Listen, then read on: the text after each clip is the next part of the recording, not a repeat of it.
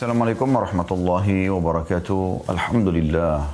Wassalatu wassalamu ala rasulillah. Segala puji dan puja kehadirat Allah subhanahu wa ta'ala. Juga salawat dan taslim kepada Nabi besar Muhammad sallallahu alaihi wa ala alihi wa sahbihi wasallam. Saudaraku seiman, pada kesempatan ini insyaAllah kita akan membahas tema umum.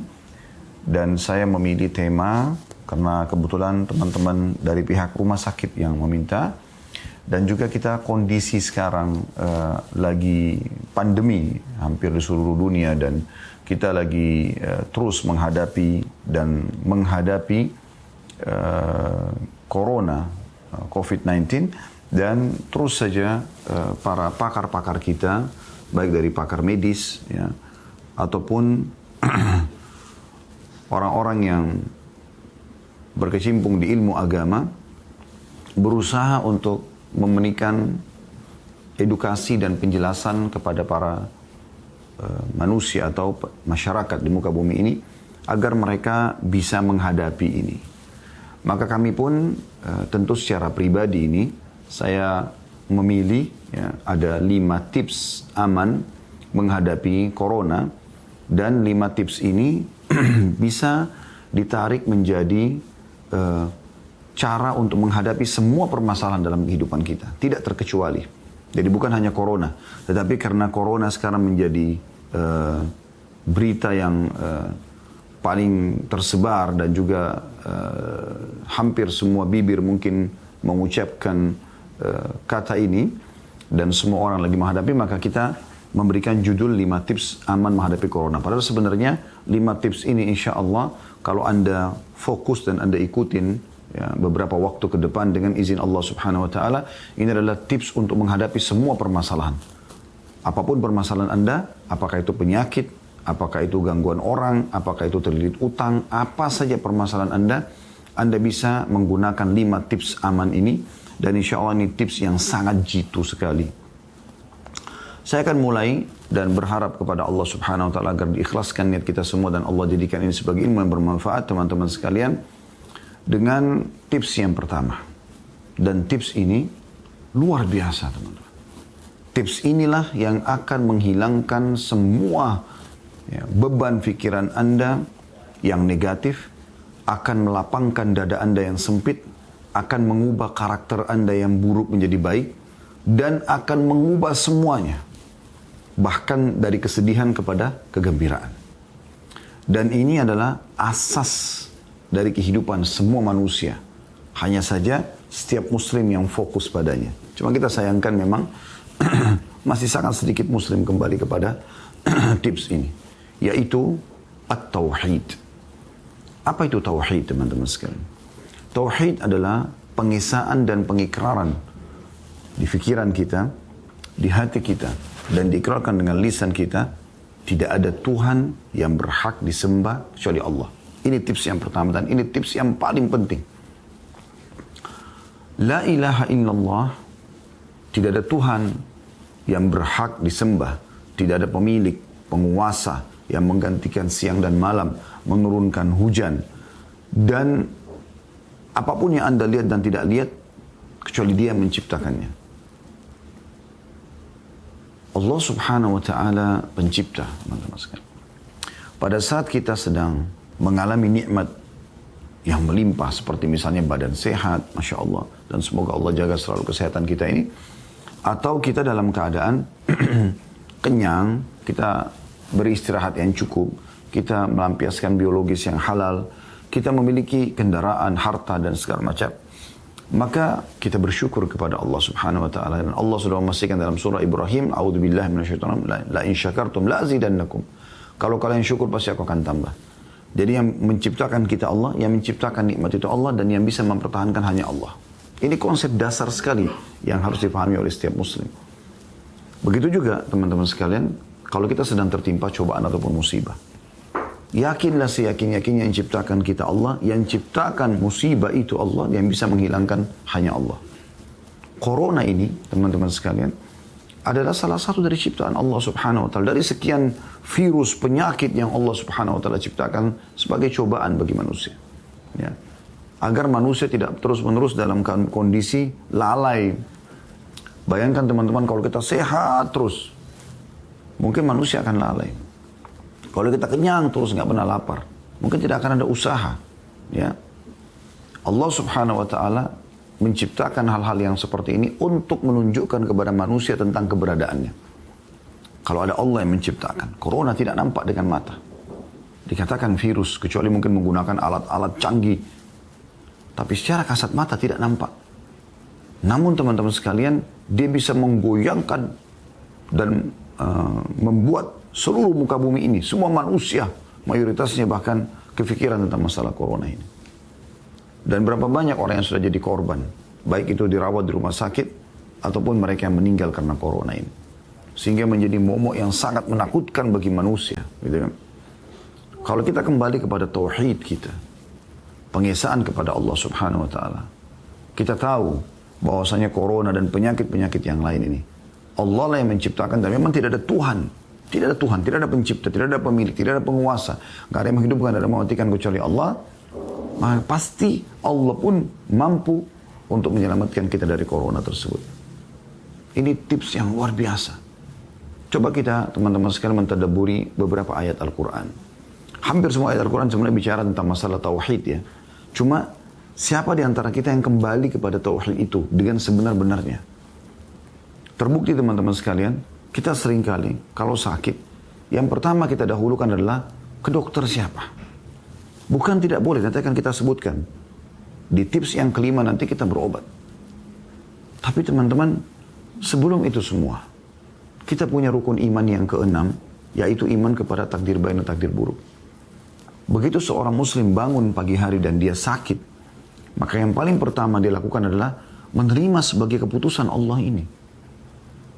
Kata Nabi SAW, jangan kalian mengucapkan, kalau terjadi sesuatu katakan, la qaddarallahu wa ma sya'a fa'al.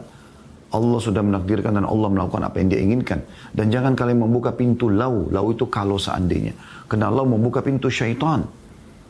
Akan membuka pintu syaitan. Kalau seandainya saya tidak ketemu sama si fulan, saya tidak kena. Kalau seandainya saya tidak tidur semalam, saya tidak akan kecurian. Kalau seandainya. Ini kalau sudah terjadi dalam akidah Islam, kita harus yakin Allah sudah takdirkan sebagai bentuk cobaan. Bagaimana? Terima. Memang begitu. Kita punya dua sayap dalam kehidupan kita ini. Kalau kita imbangin teman-teman, dua-duanya berimbang ini, maka kita akan tenang melalui kehidupan ini. Yang pertama syukur kalau nikmat ada, sayap yang sisi kanannya. Sisi kirinya adalah sabar pada saat cobaan datang. Dan ini harus berimbang. Nggak bisa tidak. Sebagaimana Anda makan kenyang, Alhamdulillah. Tidur enak, Alhamdulillah. Biologis nyaman dengan pasangan, Alhamdulillah. Misal contoh, Anda bersyukur supaya nikmat itu bertambah. Begitu juga pada saat cobaan datang, Anda harus terima. Ini harus berimbang. Ya. Banyak orang subhanallah mungkin dia kalau disuruh bersyukur dia mau. Tapi kalau disuruh bersabar dia nggak mau. Nggak bisa. Bukan cuma kita. Para nabi-nabi, para rasul-rasul. Ya. Utusan Allah SWT diuji oleh Allah SWT. Nabi Muhammad SAW sakit. Nabi Ibrahim AS sakit. Digambarkan dalam banyak dari ayat Al-Quran, dari hadis Nabi SAW. Nabi Ibrahim AS mengatakan, wa idha maridtu fahuwa yashfin. Kalau aku sakit hanya Allah yang menyembuhkanku. Diceritakan tentang Nabi Ayyub AS sakit. Sampai hampir 20 tahun beliau sakit. Kusta dan dijauhi oleh masyarakatnya. Tapi beliau tetap berdoa kepada Allah SWT. Allah sembuhkan. Nabi Muhammad SAW pernah demam. Ya, sakit. Nabi SAW merasakan. Ya, dan ini terjadi pada orang yang terbaik. Itu juga dengan kita tentunya. Jadi nggak mungkin Anda nggak pernah sakit. Itu nggak mungkin. Sebagaimana Anda juga tidak mungkin nggak pernah lapar. Anda nggak pernah haus. Pasti semuanya akan terasa. Ya, seperti itu. Nah teman-teman sekalian, Allah Subhanahu Wa Taala Tuhan kita ini pada saat mendatangkan cobaan kepada kita, sebenarnya menginginkan kita agar kembali kepadanya. Itu sebenarnya target utamanya itu. Bagaimana kita kembali kepada Allah Subhanahu Wa Taala. Ya. Coba kita renungi dulu beberapa ayat teman-teman sekalian. Coba saya berharap teman-teman membuka ya surah Hud, surah nomor 13 dalam Al-Quran ya. Dimulai dari ayat satunya, saya akan baca. A'udzu billahi minasyaitonir rajim. Silakan dibuka di aplikasi Al-Quran di handphone Anda. Surah Ar-Ra'd, maaf, bukan surah Hud, surah Ar-Ra'd. Mohon maaf saya ucap tadi salah. Surah Ar-Ra'd tentang masalah guntur ya. Ar-Ra'd mulai ayat 1. A'udzubillahi minasyaitonirrajim. Bismillahirrahmanirrahim. Alif lam mim ra. Tilka ayatul kitab walladzi unzila ilaika min rabbikal haqq walakinna aktsaran nasi la yu'minun. Alif lam mim ra. Semua huruf-huruf terputus di awal Al-Quran ini hanya Allah yang tahu maknanya, kata para ulama, atau nama lainnya surah itu. Tilka ayatul kitab. Ini adalah ayat-ayat kitab atau Al-Quran. Walladzi unzila ilaika min rabbikal haqq. Dan kitab yang diturunkan kepadamu hai Muhammad dari Tuhanmu ini benar-benar adalah benar dari Sang Pencipta Allah. Ini Al-Quran yang sekarang kita baca pun ayatnya benar-benar turun dari Allah Subhanahu wa taala. Walakin aktsaran nasi la yu'minun. Tapi sayangnya kebanyakan manusia tidak mau beriman kepadanya. Tidak mau baca, kalaupun baca maka mereka tidak mau menerapkan dalam kehidupan mereka. Masa sih ayat Al-Quran bisa menyembuhkan? Nah, muncul pertanyaan seperti itu. Nanti kan kita jelaskan di poin atau tips yang kedua ya. Renungi dulu teman-teman. Siapa sih yang kita sedang bahas tauhidnya nih? Yang menjadi tips utama menghadapi semua permasalahan hidup kita termasuk corona? Allah. Siapa Allah? Perhatikan Allah kenalkan dirinya di ayat keduanya. Allahu alladhi rafa'a as-samawati bighairi 'amadin tarawunaha.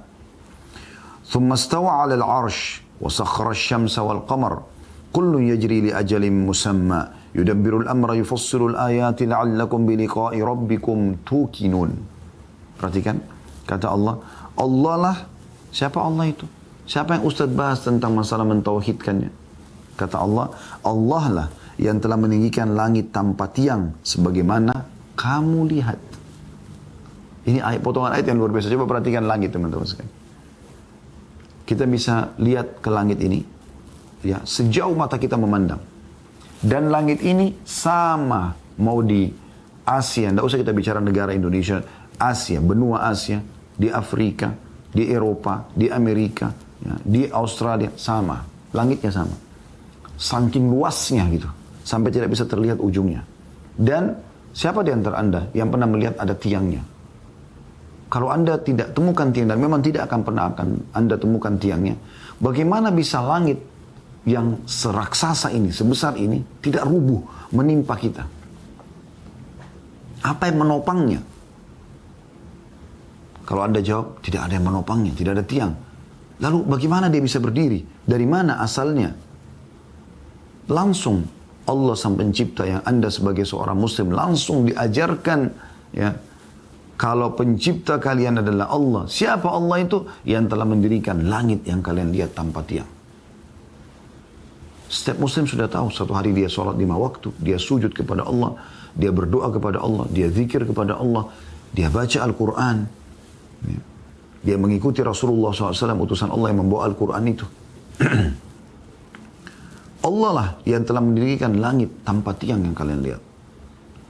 Kemudian dia bersemayam di atas arsy-nya, di atas singgasananya, di atas langit sana. Dan dialah, kata Allah, yang telah menundukkan matahari dan bulan. Apa makna menundukkan? Setelah itu dijelaskan. Dia menundukkan matahari dan bulan masing-masing beredar menurut waktu yang telah ditentukan. Matahari terbit di pagi hari, terbenam di sore hari, lalu bulan kelihatan di malam hari. Begitu terus. Kira-kira teman-teman, kalau tidak ada yang atur ini, bisa seperti ini rapinya? Terbit di sini, terbenam waktu tertentu, terbenam di waktu tertentu, lalu kemudian ada bulan terlihat. Dan subhanallah, seluruh muka bumi ini mengalaminya. Walaupun ada perbedaan. Di sini terbit matahari, mungkin di sana terbenam. Ya. Di sana terbenam, di sini terbit. Bulan kelihatan malam di sini, juga kelihatan nanti di malam di sana. Sama, walaupun beda waktunya, walaupun jaraknya jauh. Sederhana. Anda berpikir pakai akal sehat Anda. Ayat Al-Quran untuk ditadabbur, ini kita sedang tadabbur ayat. Apakah masuk akal teman-teman sekalian? Semua ini ada tanpa ada yang mengaturnya. Di mana akal manusia yang berfaham ateis? Tidak ada Tuhan. Lalu siapa yang atur semua ini? Rumah Anda sendiri, tidak usah jauh-jauh. Apakah tiba-tiba Anda tanpa ada yang membangunnya? Listrik di rumah Anda tiba-tiba ada tanpa ada yang memasang listrik tersebut dan juga menyala tanpa ada yang menyalakannya? Coba pakai akal sehat. Al-Quran turun mengajak bicara akal manusia. Allah yang telah mengatur bulan, matahari dan bulan. Semuanya beredar sesuai dengan waktu yang telah ditentukan. Lalu Allah mengatakan, dan Allah mengatur urusan makhluknya. Ini luar biasa teman-teman. Mengatur urusan makhluknya. Saya dan Anda dan seluruh manusia, seluruh hewan, seluruh tumbuh-tumbuhan, bahkan benda-benda mati mungkin di mata kita, ya batu, tanah dan seterusnya. Semuanya diurus oleh Allah Subhanahu wa taala. Ini tauhid menurut saya teman-teman sekalian, Allahu a'lam, adalah luar biasa tips dalam semua kehidupan kita. Semua kunci kebahagiaan ada di sini. Bertauhid kepada Allah Subhanahu wa taala. Karena kita akan lihat apapun yang kita lihat atau tidak lihat oleh mata kita, kita akan yakin ada penciptanya. Kita sama batu sama air sama api sama-sama makhluk. Ada yang menciptakan kita. Dan kata kuncinya yang Anda lihat di muka bumi ini terjangkau tidak terjangkau oleh mata Anda. Manusia dengan berbagai macam warna kulitnya, bahasanya, postur tubuhnya, paras wajahnya, warna kulitnya, segala macam. Hewan-hewan dari semut, serangga-serangga, kemudian lebih besar lagi kelinci, ayam, lebih besar lagi kambing, rusa, lebih besar lagi sapi, kerbau, ya, kuda, lebih besar lagi zebra, gajah, dan seterusnya. Semuanya itu miliaran jumlahnya. Setiap spesiesnya itu sudah jutaan jumlahnya. Luar biasa jumlahnya. Gitu. Kemudian tumbuh-tumbuhan, dari rumput yang kecil, sayur-sayuran, buah-buahan yang kita bisa rasakan, kita bisa rasa. Sampai ke pohon beringin yang besar, pohon yang sampai ratusan tahun umurnya. Besar. Semua itu. Semua yang di lautan. Semua jenis hewan-hewan, ikan-ikan, cumi, udang, semua dengan beragam macam keajaibannya. Semua burung-burung yang berterbangan di udara. Semua Anda lihat miliaran bintang-bintang bisa gemerlapan kelihatan. Semua. Dan yang tidak kelihatan oleh mata Anda, kata kuncinya tauhid. La ilaha illallah. Tidak ada pencipta, tidak ada pemilik, tidak ada penguasa. Ya. Tidak ada yang mengadakan, tidak ada yang menghilangkan atau memusnahkan kecuali Allah. Itu dasarnya. Walaupun kita manusia postur tubuhnya kecil misalnya. Dengan tauhidnya kita bisa menjadi besar. Karena kita tahu bahwasanya tidak ada Tuhan yang berhak kecuali Allah SWT. Dan kita hanya bergantung kepada Allah. Tidak akan pernah takut kecuali kepada Allah. Dan tidak yakin kecuali apapun yang sudah Allah tekankan untuk kita yakini. Apa yang telah menimpa kita, Allah sudah tentukan. Dan kita terima dan kita bersabar. Apa yang Allah berikan sebagai nikmat, kita bersyukur. Kata kuncinya sederhana. Lalu Allah mengatakan, Allah mengatur segala urusan makhluknya. Dan menjelaskan tanda-tanda kebesarannya agar kamu yakin akan pertemuan dengan Tuhanmu. Semua ini kata Allah, aku jelaskan, aku yang mendirikan langit tanpa tiang, ya, aku yang mengatur matahari dan bulan dan nampak depan mata. Kemudian akulah yang telah mengatur seluruh urusan makhluk.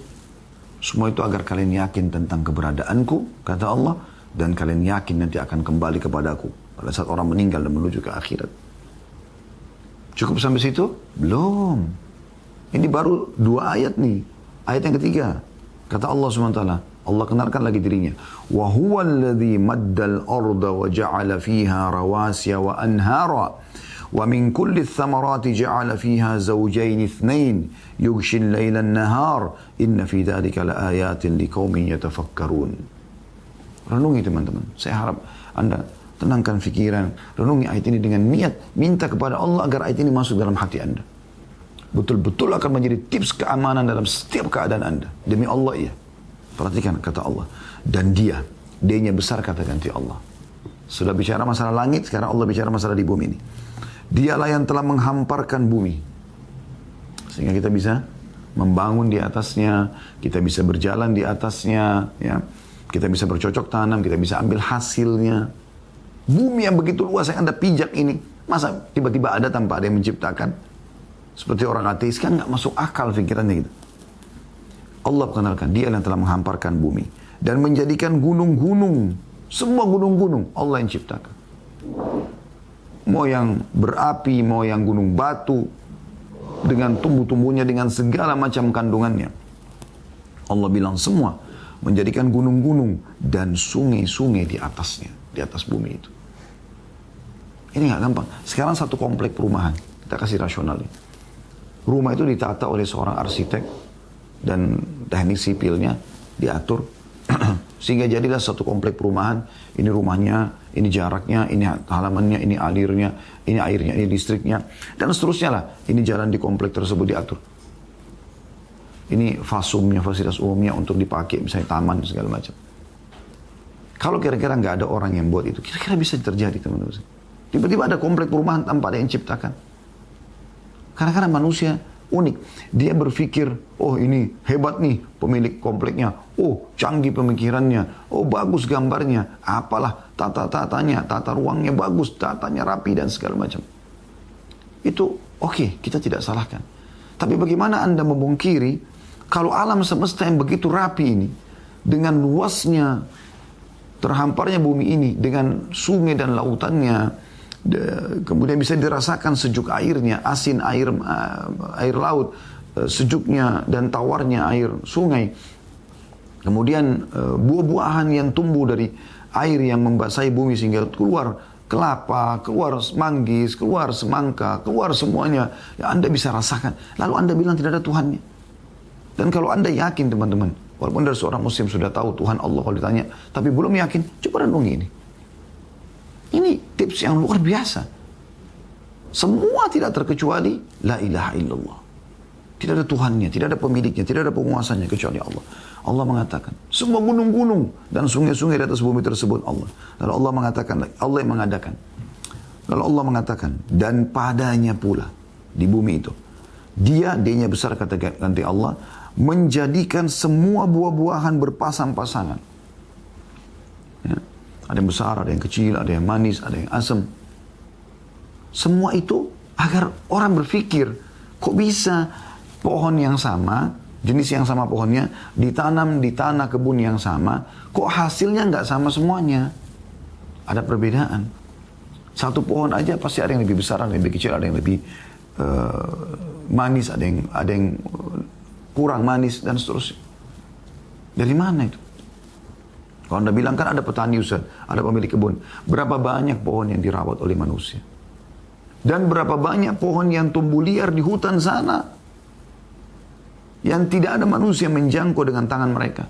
Tumbuh liar. Siapa yang mengurusnya? Dan lihat hutan-hutan, ketik di YouTube. Keajaiban hutan atau apa. Lihat gambar, lihat. Siapa yang menata semua itu?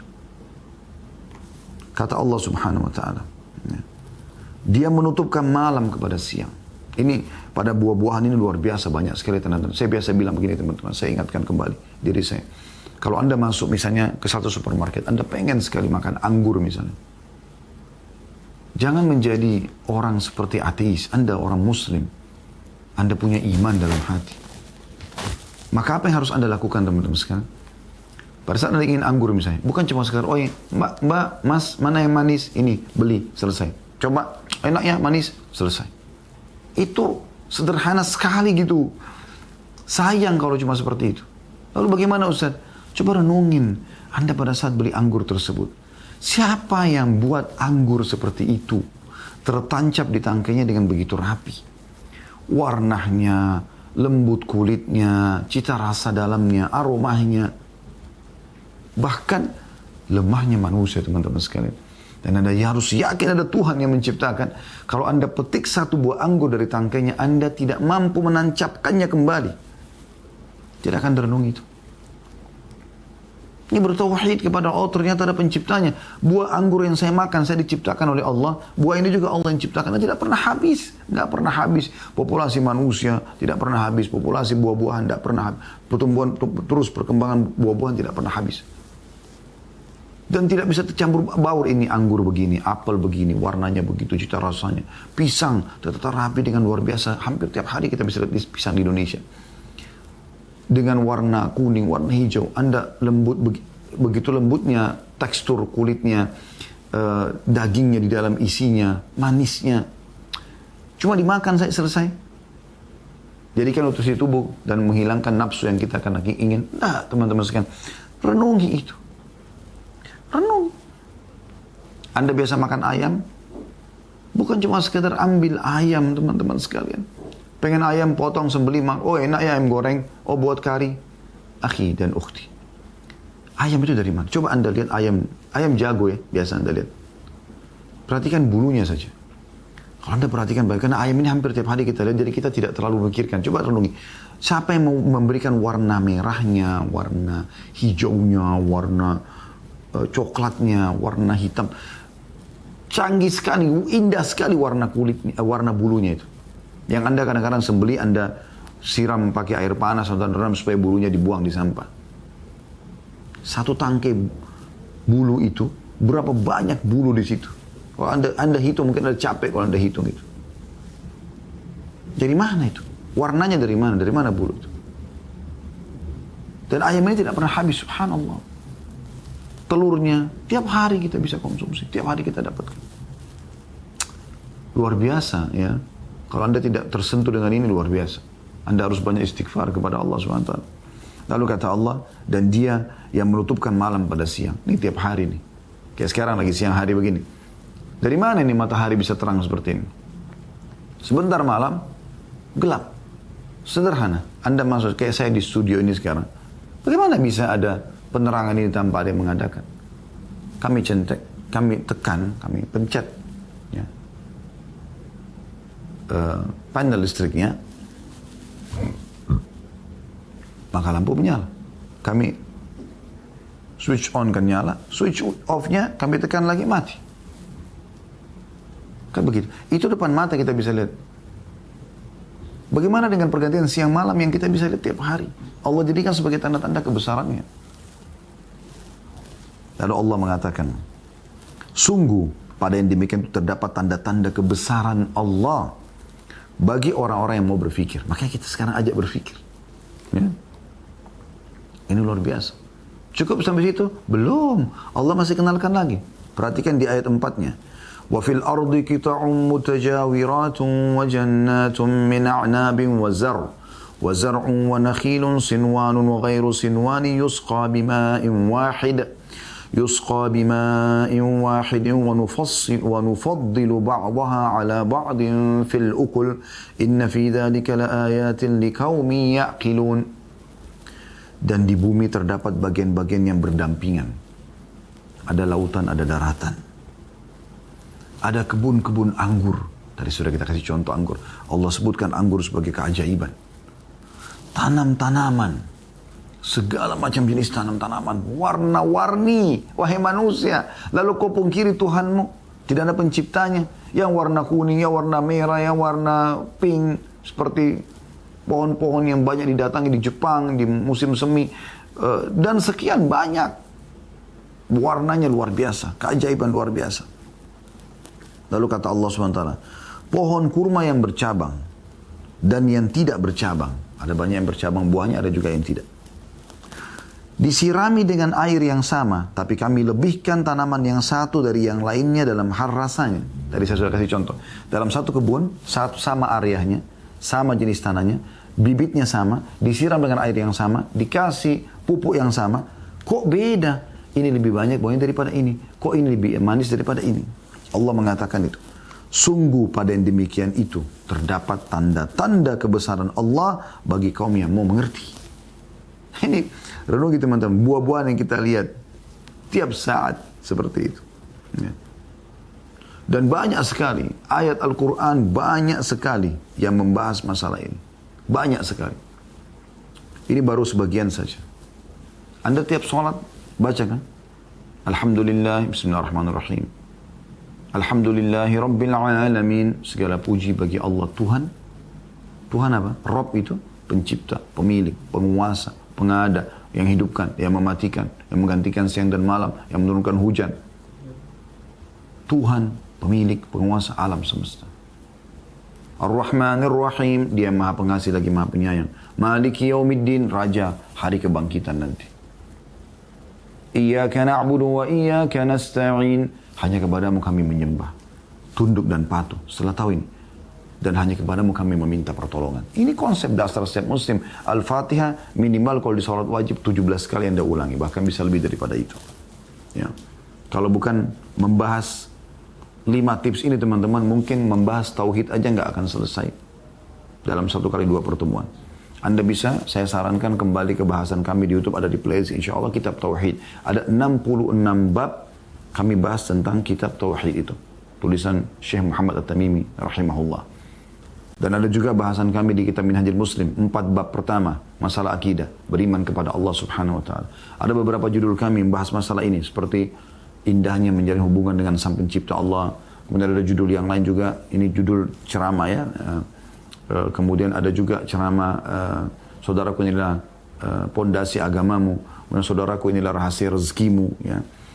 Kemudian kenalilah Tuhanmu, engkau akan bahagia. Semua ini sudah kami jelaskan teman-teman sekalian. Dan ini saya katakan tadi, kalau seandainya kita ingin bahas, maka tidak akan cukup waktunya. Tapi saya ingin menyampaikan secara ringkas semuanya. Yang penting tadi garis besarnya Anda sudah punya gambaran. Tips yang pertama, bertauhid. Artinya gini, kalau corona sekarang lagi menyebar, yang ciptakan saya Allah, yang ciptakan corona Allah, yang bisa menghilangkan Allah. Dan Allah datangkan sebagai cobaan bagi hambanya. Tugas saya bersabar. Apa itu sabar? Menerima keputusan Allah lalu ikhtiar cari jalan keluar. Itu sabar. Bukan lulus dada dulu manis. Nah, tapi yang penting Anda sudah tahu, oh ternyata Allah yang ciptakan. Lalu bagaimana solusinya? Minta kepada Allah. Dan kita masuk ke tips yang kedua sekarang. Yaitu berdoa dan ruqyah syariah. Ini sayang sekali teman-teman sekalian. Dilupakan oleh banyak orang. Sayang sekali. Ya. Sayang sekali. Saya berharap teman-teman medis kita, ya, Anda kombinasikan antara ilmu medis yang Anda sudah pelajari dengan ruqyah syariah. 2 buku ini selalu saya rekomendasikan. Ya. Ini bukan saya yang tulis tentunya, tapi buku ini selalu. Ini dulu sudah pernah saya bedah. Ini judulnya Ruqyah, mengobati jasmani dan rohani menurut Al-Quran dan Sunnah. Ya, terbitan pustaka Imam Syafi'i dan tulisannya Abdullah bin Abdul Aziz Al-Idan. Saya pun tidak kerjasama sama penerbitan ini ya. Ini tidak ada maslahat duniawi kami sama sekali. Tidak ada. Alhamdulillah. Ini murni hanya untuk menyampaikan kepada umat ini. Buku ini sangat bagus. Saya rekomendasikan. Dan yang kedua ini terbitan pustaka Ibnu Umar. Lebih kecil lagi. Tuntunan doa ruqyah untuk orang sakit dan mengobati guna-guna juga sihir. Baik teman-teman sekalian. Ada hal mendasar yang perlu saya titik beratkan setelah Anda bertauhid kepada Allah. Saya yakin mudah-mudahan insya Allah Allah sudah tanamkan dalam hati Anda. Tadi di sedikit bahasan kita masalah tauhid, oh iya, ternyata saya punya Tuhan Allah. Walaupun Anda sudah yakin, kita mau lebih yakin lagi, ya, lebih percaya lagi, kan gitu. Itu yang kita inginkan. Sehingga Anda selalu berjalan di atas tauhid. Itu yang dicontohkan oleh Nabi SAW, itu yang didakwahi oleh semua nabi-nabi, itu juga yang diterapkan oleh para sahabat dalam kehidupan mereka, ridwanullahi alaihim. Ya. Tauhid. Yang kedua, tips yang kedua, doa dan ruqyah. Doa dulu teman-teman sekalian. Dalam Islam, kita disuruh berdoa sebelum beraktivitas. Doa keluar rumah, doa mau makan, doa mau tidur, doa mau biologis. Ya. Doa. Apa itu doa? Berhubungan sama Tuhan Allah SWT. Itu komunikasi langsung seorang hamba dengan Tuhannya. Itu doa. Curhat. Minta kepada Allah. Doa dulu, baru ke dokter. Doa dulu, baru minum obat. Doa dulu, akhi dan ukhti. Sayangnya doa Anda jadikan nomor ke-30.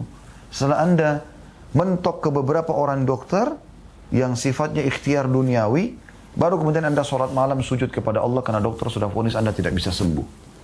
Kenapa akhi dan ukhti? Kenapa tidak doa dulu? Berdoa dulu. Ya. Doa ini penting. Doa ini, kata Nabi SAW, adalah asas ibadah. Ad-doa huwal ibadah. Kalau Anda sudah fahami doa dan selalu berdoa, apa saja kesempatan berdoa. Ya Allah berikan, Ya Allah mudahkan, Ya Allah sembuhkan, Ya Allah angkat, Ya Allah ini, Ya Allah minta Allah. Maka Anda sudah masuk pada inti ibadah kepada Allah. Ada orang subhanallah dihitung jari berdoanya kepada Allah subhanahu wa ta'ala. Malas berdoa. Padahal Allah katakan dalam Al-Quran, A'udzubillahi minasyaitonirrajim, wa idza sa'alaka ibadi anni fa inni qarib.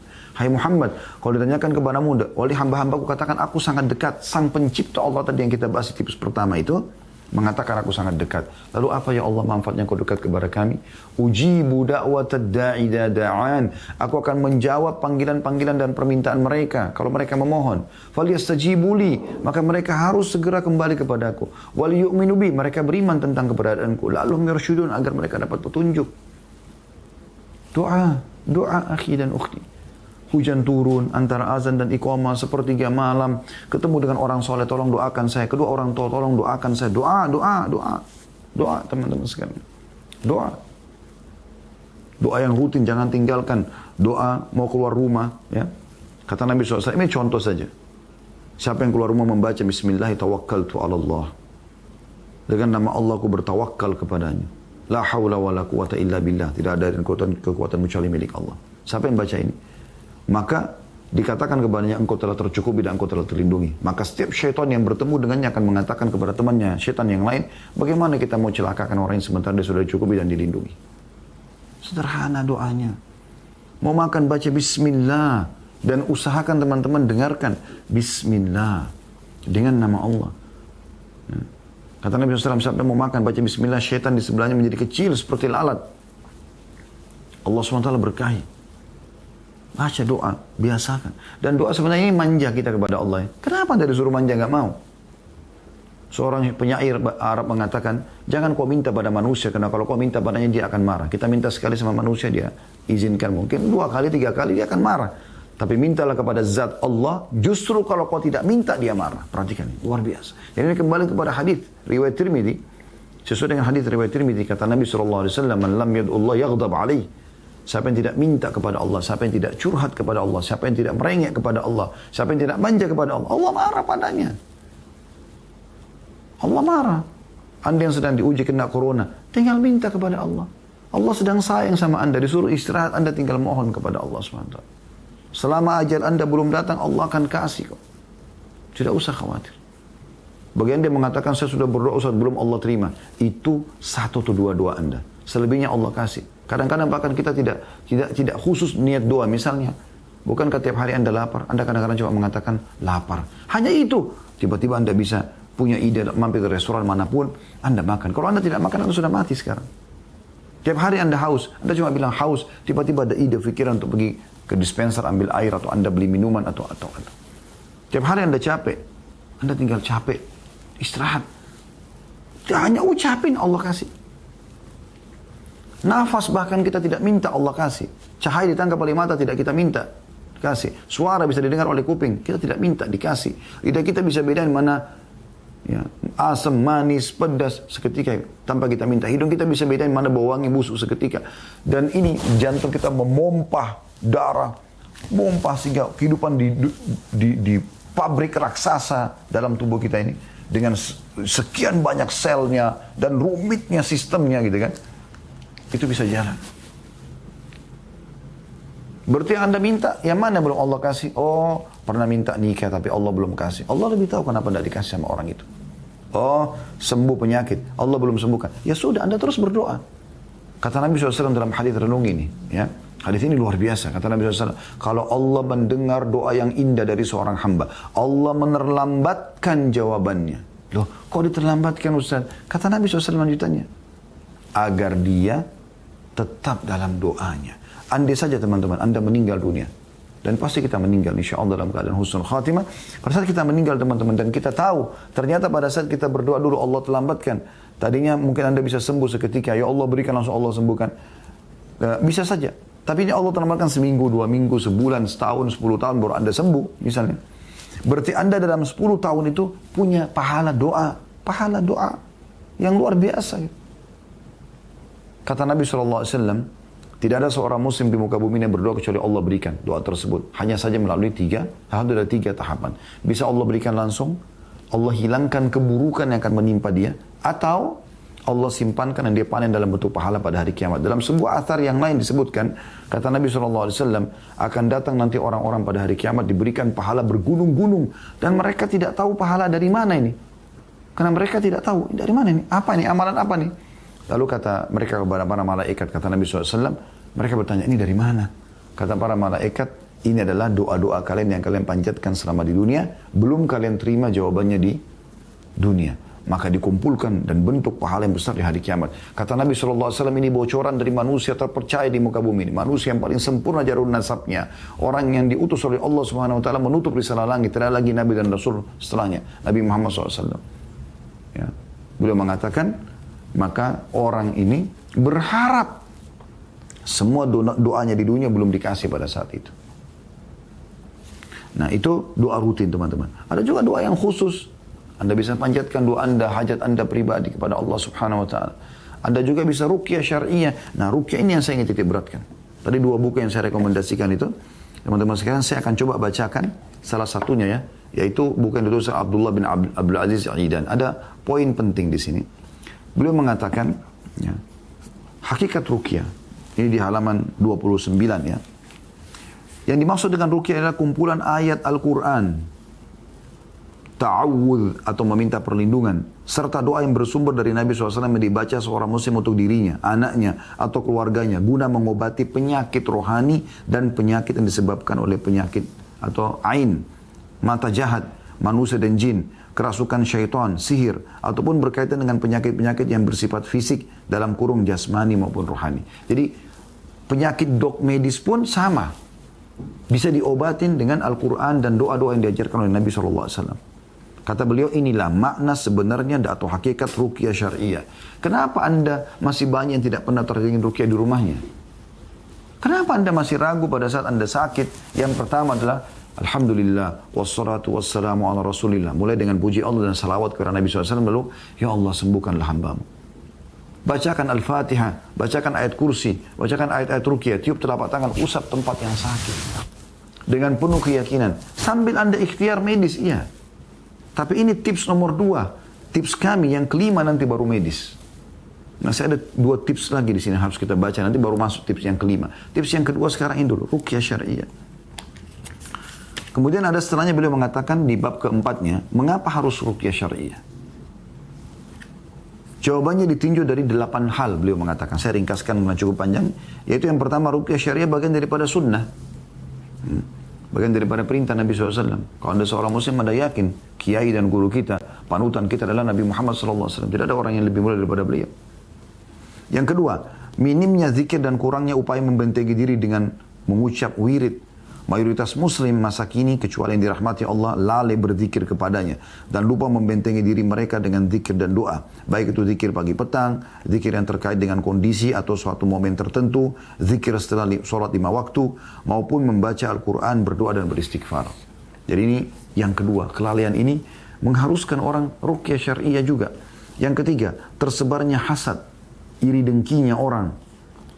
Maka ini bisa diobatin dengan ruqyah syariah.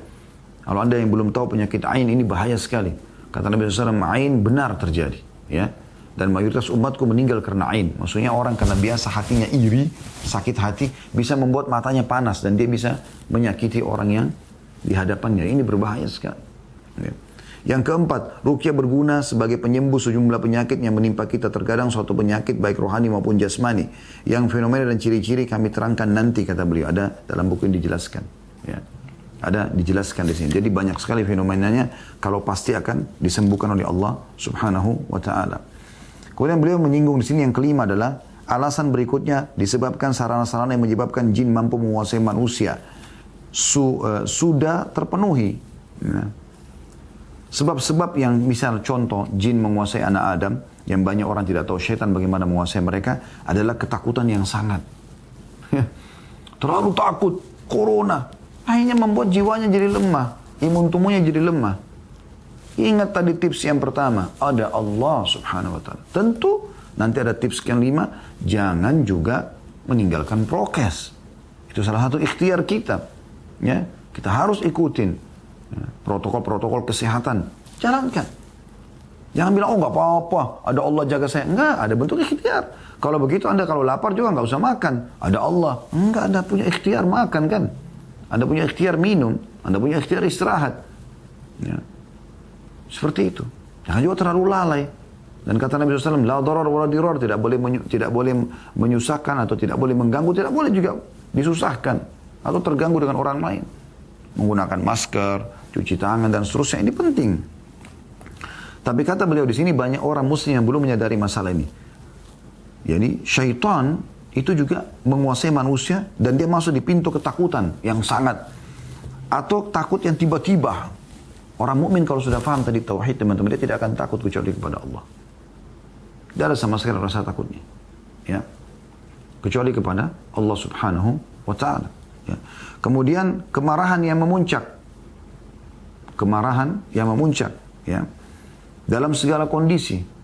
Ya juga kita sudah tahu dalam ilmu medis bisa menyebabkan ya, darah tinggi dan segala macam.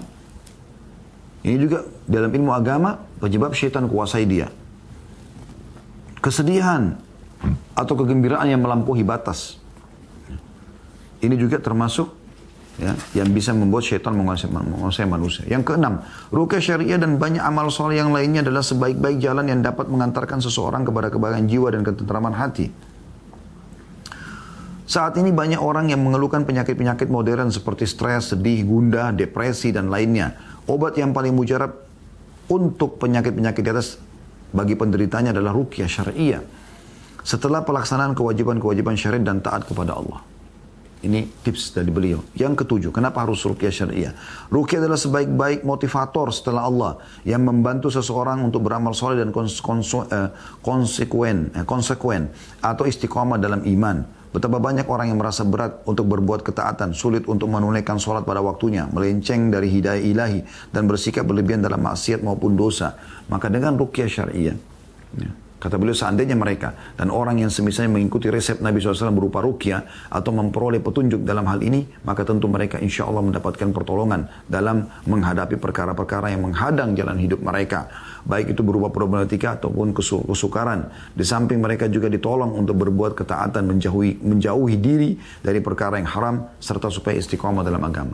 Tapi orang tidak akan ketemu ruqyah dengan berbuat dosa gitu kan. Yang kedelapan, hasil dari ruqyah syariah adalah aman. Dan ini terbaik dari 8 tips ini. Ya. Yang pertama sama yang kedelapan ini luar biasa. Selain sunnah ini juga adalah aman. Kebanyakan kita tidak percaya terhadap metode pengobatan Islami ini. Ini termasuk karena saya bahas ini karena banyak orang seperti ini yang betul keadaannya. Yakni ruqyah syariah mengalami banyak kerugian materi dan non materi. Kerugian tersebut berupa harta, waktu dan usaha yang kita keluarkan untuk mengobati kesehatan jasmani dan rohani di sejumlah rumah sakit ataupun klinik. Jika seseorang dari kita diberitahukan obat penyakit, tanda kutip, obat penyakitmu itu ada di ujung dunia, maka tentu ia akan bergegas pergi ke sana. Pun jika dikatakan kepadanya tanda kutip harga obatmu sekian, walaupun mahal, maka tentu ia akan membelinya. Dia tidak berpikir serta berupaya mencari alternatif pengobatan lain yang di dalamnya terdapat kesembuhan yang hakiki dan mujarab, yaitu ruqyah syariah. Padahal ruqyah syariah hanya butuh sedikit usaha, waktu dan kesabaran. Di samping mendapat kesembuhan apabila melakukan ruqyah syariah, seseorang juga terhitung beroleh pahala. Karena itu ibadah kan? Sungguh dia tidak akan mengalami kerugian sedikit pun. Ruginya apa kalau orang ruqyah? Tidak ada ruginya. Sama sekali. Di bab kelimanya beliau mengatakan disyariatkannya ruqyah. Diriwayatkan secara sahih dari Nabi SAW. Beliau menganjurkan, melakukan dan menyetujui penerapan ruqyah. Di antara dalilnya adalah yang pertama Aisyah radhiyallahu anha berkata, karena Nabi SAW idza ishtaka yaqra'u ala nafsi bil mu'awwidhati wa yanfuth. فإذا اشتد وجعه كنت أقرأ عليه وأمسح عنه بيده رجاء بركتها. Jika Nabi SAW mengeluh karena sakit apapun, tentu di sini mengeluh sakit jasmani, ya medis. Beliau di sini juga sakit apapun, termasuk utamanya masalah medis di sini. Beliau mengucap ruqyah untuk diri sendiri, membaca ayat-ayat ruqyah. Al-Fatihah, ayat kursi, Al-Ikhlas, Al-Falaq, An-Nas, dan beberapa ayat ruqyah. Tentu di sini tidak bisa kita rincikan semua ya. Tapi di 2 buku ini sudah diteruskan susunan ayat-ayat ruqyah itu.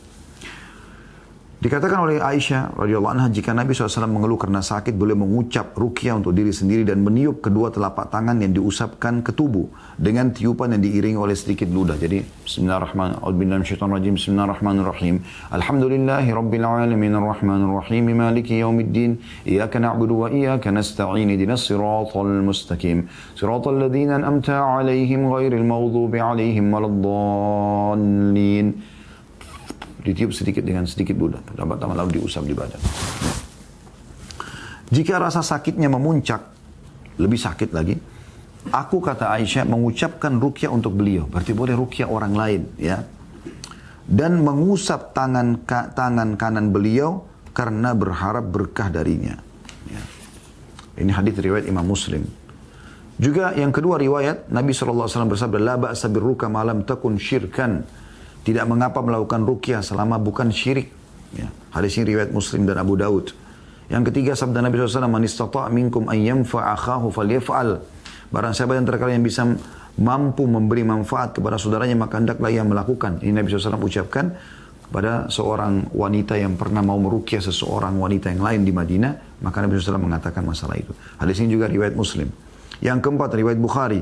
Nabi SAW pernah berkata kepada seorang budak wanita yang mempunyai belang hitam di wajahnya, istarqu laha fa inna bihan nadhra. Carilah seseorang yang bisa meruqyahnya karena sungguhnya ia terkena ain. Tadi hasadnya orang. Hadis ini riwayat Bukhari. Yang kelima, Aisyah berkata radhiyallahu anha, karena Nabi SAW ya'muruni an astarqiya minal ain. Nabi SAW pernah memerintahkanku untuk meminta orang lain agar meruqyahku karena penyakit ain. Hadis ini riwayat Muslim. Yang keenam, dalil selanjutnya adalah malaikat Jibril AS pernah meruqyah Rasulullah SAW, dan kami akan menukilkan keterangan selanjutnya pada bab yang lain. Ini kata beliau ya. Jadi ini penting sekali. Kemudian yang terakhir dari bahasan poin ini adalah bab keenam, apa ruqyah khusus untuk penyakit tertentu?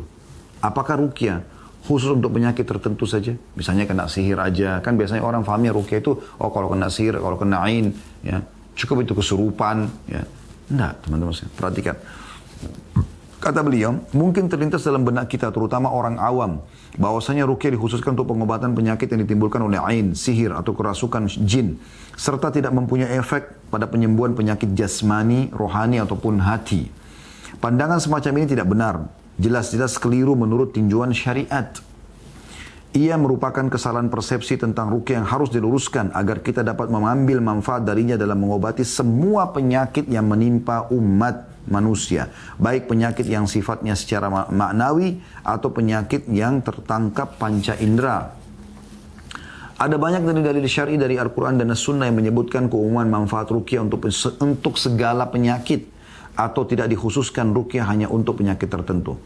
Misal poin A-nya beliau mengatakan dalil Al-Quran. Misalnya yang pertama surah Fussilat, surah nomor 41 ayat 44. Anda bisa buka di aplikasi Al-Quran Anda.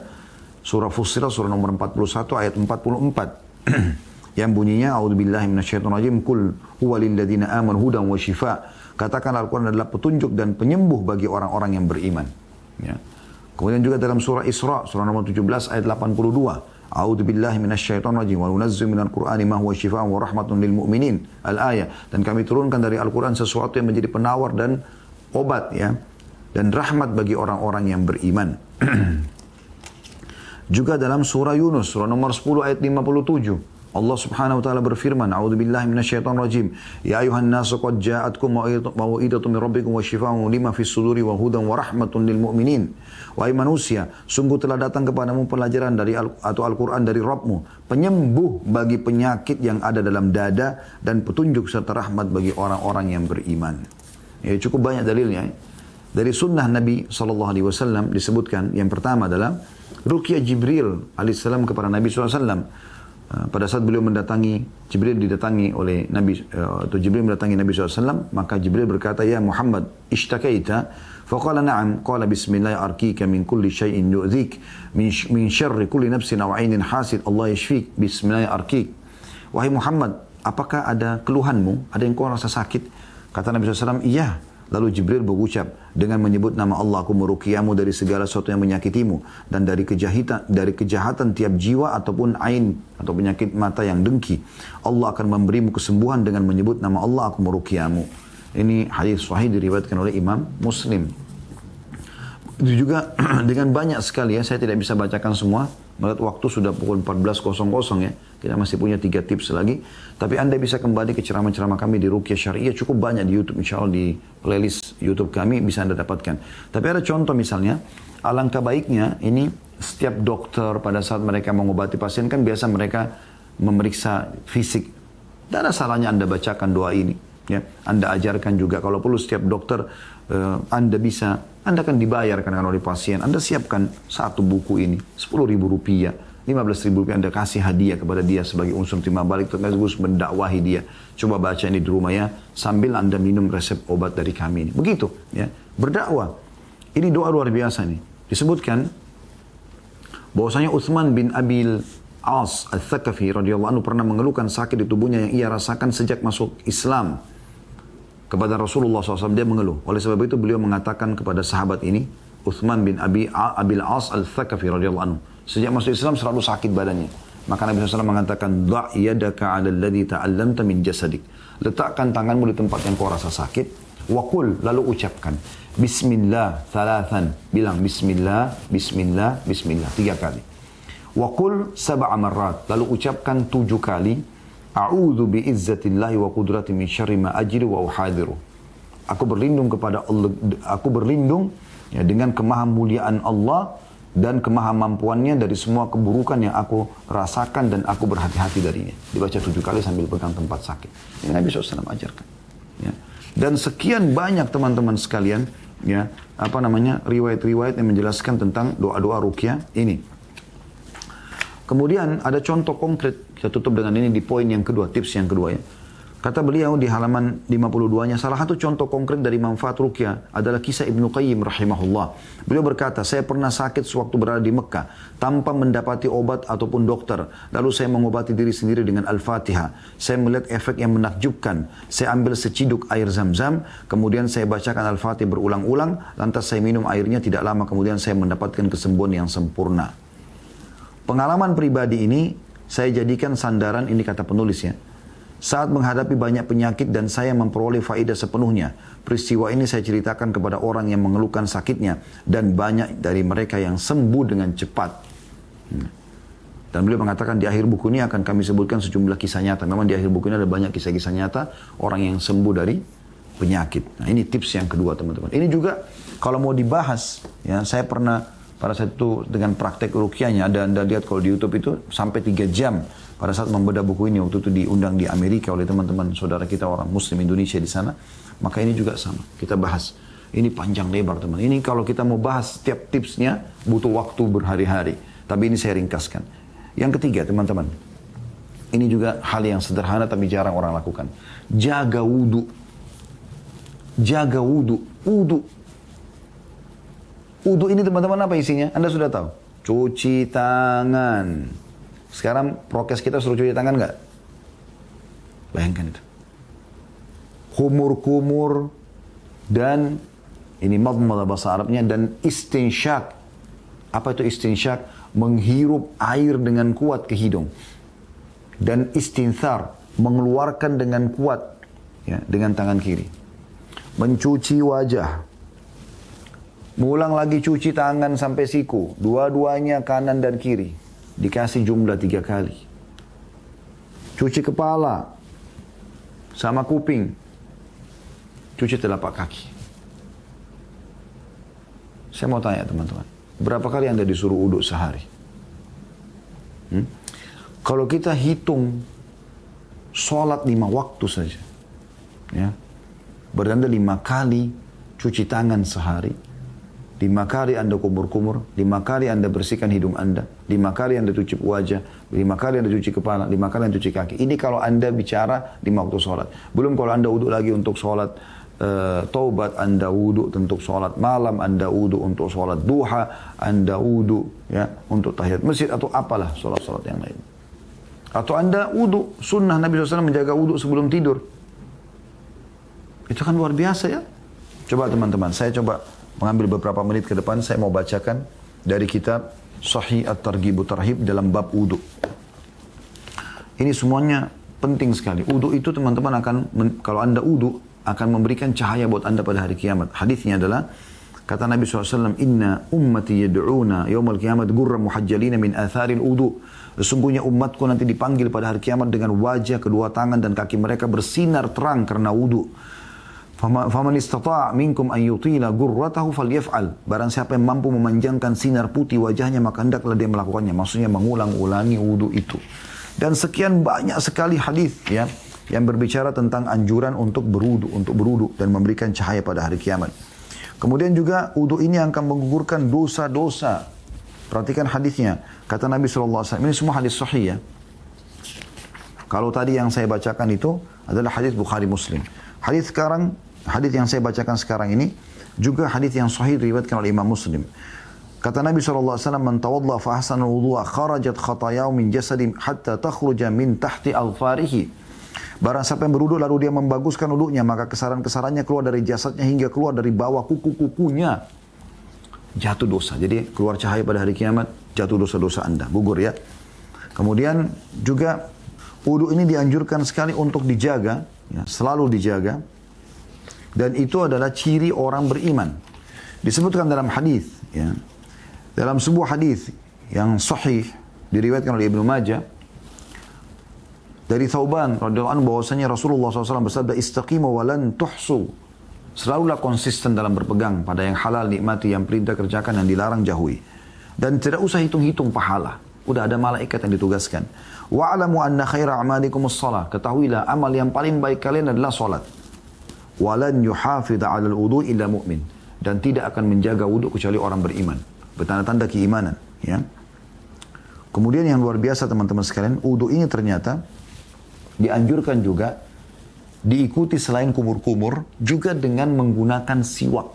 Gak ada kayu siwak, sikat gigi. Perhatikan hadis Nabi SAW. Hadis ini Hasan Sahih, diriwayatkan oleh Ahmad, ya. Dan kitab ini yang saya sedang baca, kitab Sahih At-Targhib Tarhib. At-Targhib Tarhib ditulis oleh Al-Mundri dan ditelusuri hadisnya setelah itu oleh Albani rahimahumullah semuanya. Dan ini hadis Hasan Sahih dari Abu Hurairah radhiyallahu anhu bahwasanya dia berkata, Rasulullah SAW bersabda, laula an asyukka ala ummati la amartum 'inda kulli salatin bi'udu. Kalau aku tidak repotkan umatku, aku akan suruh mereka selalu perbaharui wudu setiap kali mau sholat. Jadi misalnya duhur ke asar, Anda punya wudu. Kalau bisa wudu lagi. Disuruh wudu, walaupun masih punya wudu. Setiap kali mau sholat. Wa ma'akul liwudu'in bisiwak. Dan setiap kali wudu bersiwak. Bersihin gigi. Bersihin lidah. Keluarin semua yang ada di mulut yang kotorin. Selain jatuh dosa-dosanya, juga membersihkan kuman-kuman. Itu kan luar biasa itu. Ya. Kalau kita bicara masalah ini teman-teman sekali, masalah siwak ini, banyak sekali hadisnya ya. Seperti misalnya hadis Nabi SAW yang sahih juga diriwayatkan oleh Bukhari. Laula ana syukka ala ummati la amartum bisiwaki ma'akulli sholat. Ya. Dalam riwayat dan inda kulli sholat. Kalau aku tidak beratkan umatku, aku suruh mereka bersiwak setiap kali mau sholat. Ya, sikat gigi. Dalam riwayat yang lain Hasan sahih. Ma'al wudu inda kulli sholat. Setiap kali wudu pada saat mau sholat mereka bersiwak. Dan sekian banyak sekali. Ya. Masalah siwak ini. Baik, kita coba satukan antara wudu sama siwak. Saya akan ambil waktu jadi agak lebih cepat sedikit. Teman-teman sekalian, kalau Anda disuruh sikat gigi selalu. Saya tanya, kalau Anda normalnya, berapa kali Anda sikat gigi dalam sehari? Ya. Mungkin kalau kita bilang misalnya, saya sikat gigi 3 kali sehari. Pagi, siang, dan malam hari pada saat mau tidur. Maka mungkin setiap dokter kita akan mengacungkan jempol pada dia. Oh, 3 kali sehari. Luar biasa. Apakah Anda sadar sebagai seorang muslim, Anda disuruh sikat gigi sehari itu puluhan kali. Puluhan kali. Wudu disuruh puluhan kali.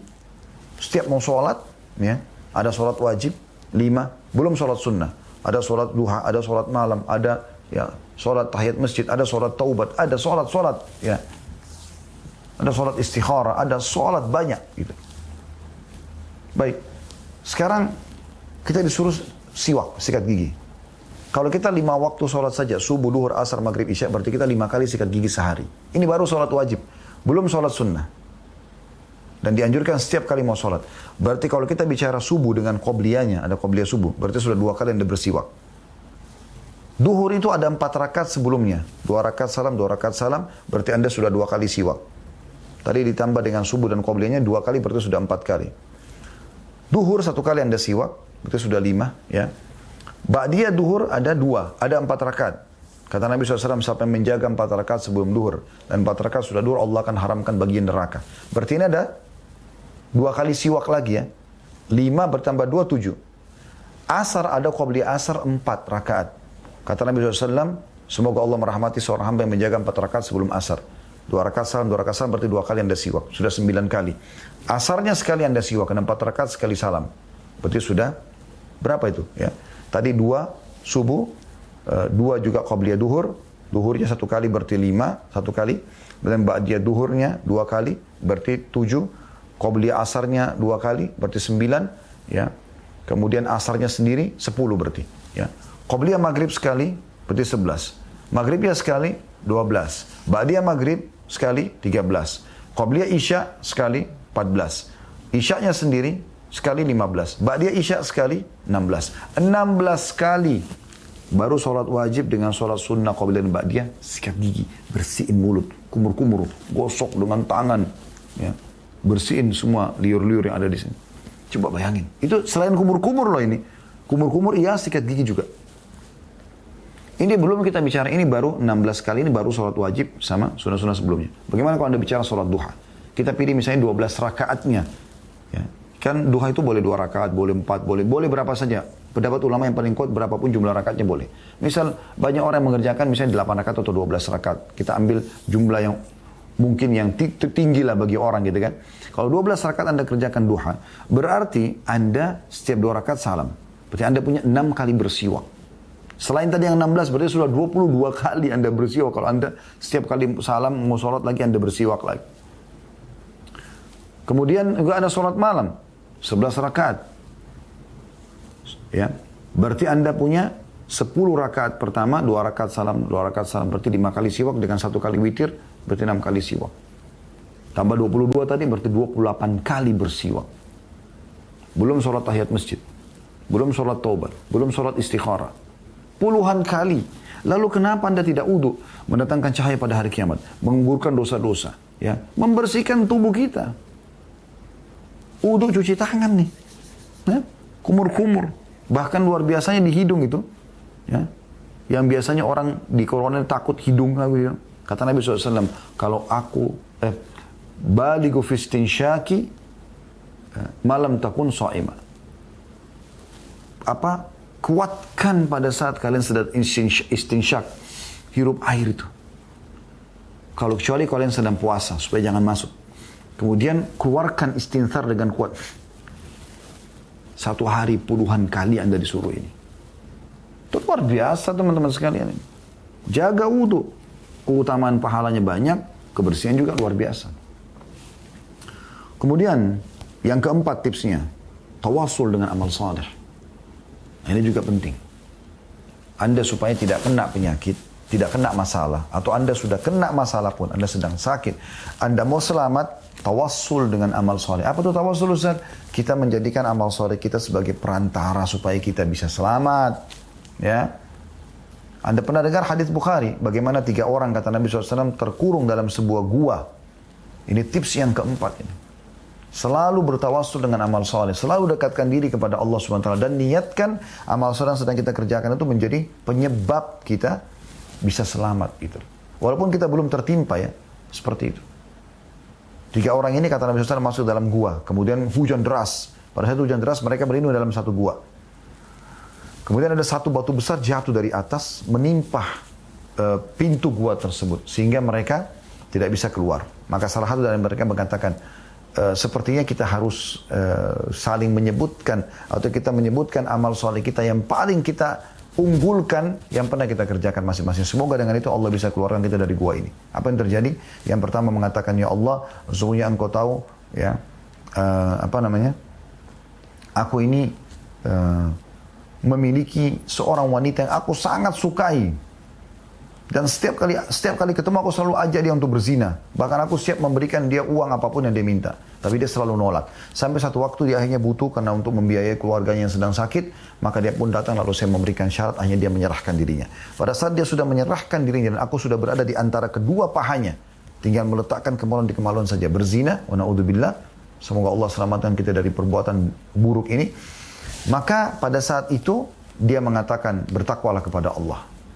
Takutlah kepada Allah. Jangan kau letakkan cincin kecuali pada tempatnya. Tidak boleh, karena belum halal. Maka aku pun meninggalkan dia karenamu ya Allah. Kalau itu aku lakukan karenamu, keluarkan kami dari gua ini. Tiba-tiba batu itu pecah. Nggak masuk akal itu. Tapi bisa terjadi kuasa Allah subhanahu wa ta'ala. Yang kedua mengatakan, ya Allah engkau tahu aku memiliki kedua orang tua. Aku selalu bakti sama mereka. Setiap hari aku pulang dari gembala kambing, aku bawain susu. Lalu aku dinginkan, lalu aku minumkan kedua orang tua aku. Gitu kan. Satu waktu aku pulang, mereka sudah tertidur. Akhirnya aku pun menunggu dari malam sampai pagi memegang susu itu. Dalam beberapa riwayat dikatakan anakku sampai menangis-menangis di kakiku. Ya. Karena mereka pun kehausan minta susu tersebut. Tapi aku tidak memberikan karena kedua orang tua aku lagi tidur. Aku menunggu mereka sampai pagi, sampai mereka bangun. Dan setelah itu aku berikan kepada mereka susu tersebut. Jadi dia tidak bangunkan, bu ayah bangun, maaf saya telat, ini susunya. Enggak. Karena untuk menjaga perasaan mereka kedua orang tua, maka dia tidak bangunkan. Coba bayangkan. Kalau itu amal soleh, engkau terima ikhlas karenamu ya Allah, keluarkan kami dari gua ini. Pecah lagi batunya. Tapi belum bisa keluar nih. Yang ketiga mengatakan, ya Allah, sungguhnya engkau tahu aku pernah punya seorang pegawai yang bekerja denganku, tapi tiba-tiba dia pergi. Dia pergi tanpa sebab gitu. Dia pergi tanpa sebab. Maka pada saat itu, ada gaji dia yang belum diambil. Maka aku kelola gajinya. Belikan beberapa hewan ternak, lalu kemudian aku kelola. Sehingga menjadi banyak hewan tersebut. Beberapa waktu setelah itu dia datang, lalu mengatakan, wahai Tuhan, Anda bertakwalah kepada Allah, Anda tahu saya masih punya hak pada Anda. Berikanlah. Maka aku pun mengatakan, apakah kau lihat lembah itu? Dia mengatakan, iya. Ambillah. Pergi ke sana dan ambillah. Gitu kan. Ambil itu. Ya, diambil. Pada saat disuruh ambil, teman-teman sekalian, kata orang ini, dia pun mengambilnya tanpa meninggalkan satu ekor pun untukku. Maka kalau itu adalah amal yang soleh yang kau terima, Allah keluarkan kami dari gua ini, maka pecah batu tersebut, lalu mereka bisa keluar dari gua itu. Itu namanya tawassul dengan amal soleh. Bertawassul. Teman-teman, sering sedekah, sering istighfar, bakti dengan orang tua, jadikan tawassul. Ada hal yang saya ingin titik beratkan di poin ini. Ya. Dari buku Keajaiban Sedekah dan Istighfar. Ini juga buku saya rekomendasikan. Ini bukan tulisan saya dan saya tidak kerjasama juga sama penerbit ini. Tapi karena saya buku ini melihat bagus, ya kita rekomendasikan. Di sini teman-teman banyak sekali hal manfaat yang bisa Anda ambil. Luar biasa penulis ini, Allah berikan taufik untuk bisa memberikan nasihat-nasihat kepada orang gitu ya. Beliau mengatakan, Ibnu Al-Ja'ad rahimahullah berkata, sesungguhnya sedekah benar-benar menghilangkan 70 pintu keburukan. Ya. Pintu keburukan. Kemudian beliau mengatakan, Umar bin Khattab berkata, radhiyallahu anhu, sesungguhnya amal itu saling berbangga-bangga dan sedekah mengatakan saya adalah yang paling baik di antara kalian. Tapi ada yang menarik di sini teman-teman, beliau mengangkat kisah nyata tentang sedekah. Yang beliau sebutkan dari Ali bin Al-Hasan bin Syaqiq berkata, saya pernah mendengarkan Ibnu Mubarak, Abdullah bin Mubarak rahimahumullah, semua ditanya oleh seseorang, wahai Abu Abdurrahman, sebuah luka yang mengeluarkan nanah dari lututku telah 7 tahun lamanya. Dan sungguh saya telah mengobatinya dengan berbagai pengobatan dan saya telah menanyakan kepada beberapa dokter, namun tidak ada gunanya bagi saya. Dia berkata, pergilah ke suatu tempat di mana manusia membutuhkan air padanya, lalu galilah sumur di sana. Karena Allah saja. Supaya orang mengambil manfaat dari air sumur itu. Karena saya berharap di sana muncul mata air hingga darah lukamu itu bisa berhenti. Artinya dengan kau lakukan itu semoga saja kau bertawassul, Allah sembuhkan lukamu. Lalu orang itu melakukan saran tadi, maka dia sembuh dari sakitnya dan segala puji bagi Allah. Ya. Al-Baihaqi juga berkata, dalam makna yang seperti ini juga terdapat kisah Syekh kami Al-Hakim Abu Abdullah rahimahullah, di mana wajahnya telah luka dan dia berobat dengan berbagai macam pengobatan, namun luka tersebut belum juga sembuh hingga kira-kira setahun lamanya. Lalu dia memohon kepada seorang ustadz namanya Imam Uthman As-Sabarani agar mendoakan kesembuhan untuknya dalam majlisnya di hari Jumat. Lalu sang ustadz mendoakannya dan sebagian manusia mengaminkan doanya. Ketika tiba hari Jumat berikutnya, seorang wanita datang majlis. Dalam majlis dilemparkan selembar kertas kepadanya berisi perintah agar dia pulang ke rumahnya. Lalu dia bersungguh-sungguh untuk berdoa untuk Al-Hakim Abu Abdillah pada malam tersebut. Al-Hakim Abu Abdillah. Kemudian dia bermimpi melihat Rasulullah SAW bersabda kepadanya, katakanlah kepada Abu Abdillah agar dia memberikan air kepada kaum muslimin.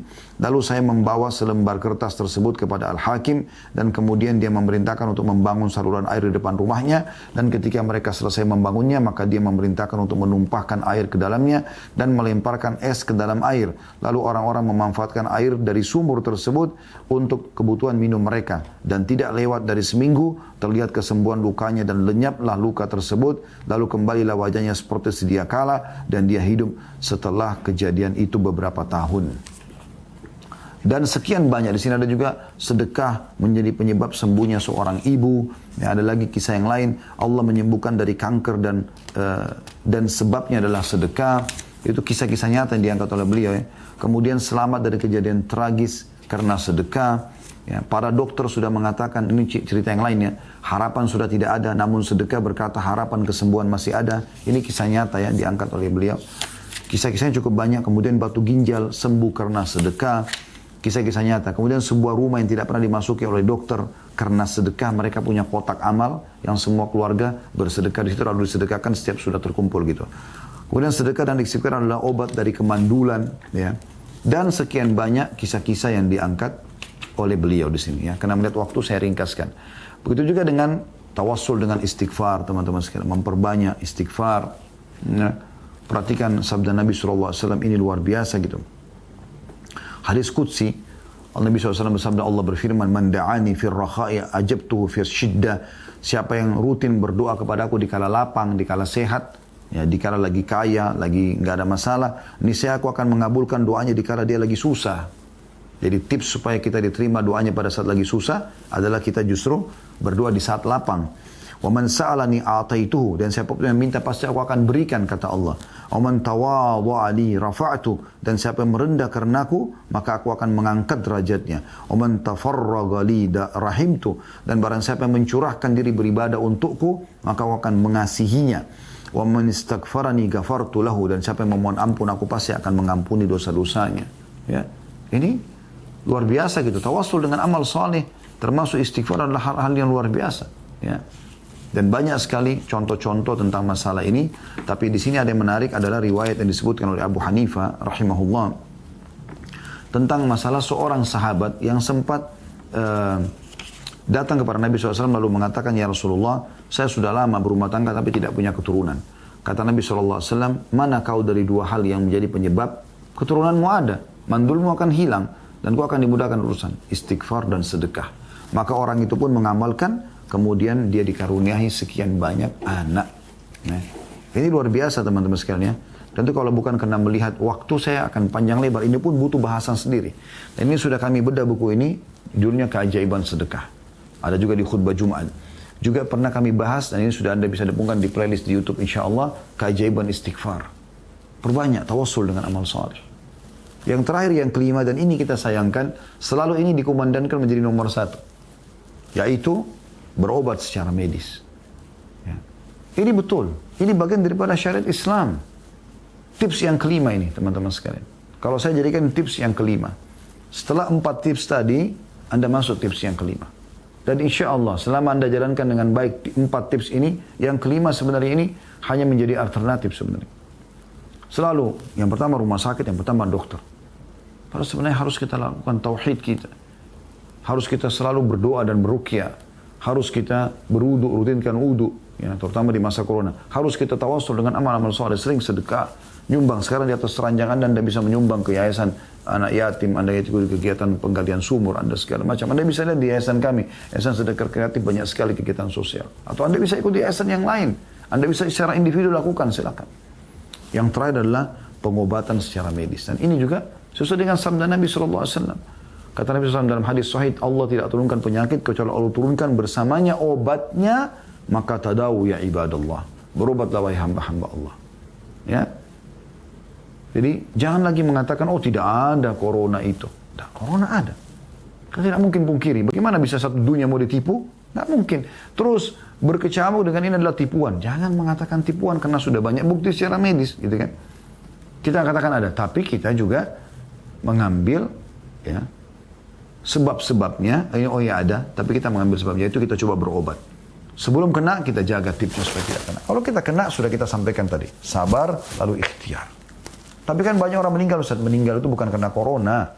Itu karena sebabnya. Ada orang corona, ada orang kena tipes, ada orang kena apalah, demam, ada orang banyak yang kena. Ada juga orang tidak sakit tapi meninggal. Kalau meninggal itu tidak ada hubungannya sebenarnya. Karena pasti ajal yang datang dia akan meninggal. Tugas kita ikhtiar. Ya. Dan ini juga sudah pernah kami angkat tema Corona dan solusinya dalam Islam, tapi sekarang judulnya kami ubah dengan judul pengobatan nabawi. Jadi saya panjang lebar waktu itu membedah beberapa buku yang menganjurkan untuk Anda konsumsi habbatus sauda, madu dan segala macam gitu kan. Nah itu juga ada pengobatan-pengobatannya. Dan Anda juga boleh konsumsi apapun yang dianjurkan oleh dokter, misalnya obat-obat ya, untuk meningkatkan stamina, ini dan itu segala macam boleh. Selama gini, ada kaidah penting. Dan saya berharap teman-teman medis faham masalah ini. Kata Nabi SAW, Allah tidak menjadikan kesembuhan kalian pada hal-hal yang dia haramkan. Tolong digarisbawahi poin ini sebagai dokter muslim. Selama obat itu ada haramnya, jangan digunakan. Ya. Karena Nabi SAW mengatakan sekali lagi hadisnya, Allah tidak jadikan kesembuhan kalian pada hal-hal yang ia haramkan. Tapi yang halal silahkan Anda konsumsi dan Anda ikhtiar. Selebihnya Anda tawakal kepada Allah subhanahu wa ta'ala. Allahu a'lam.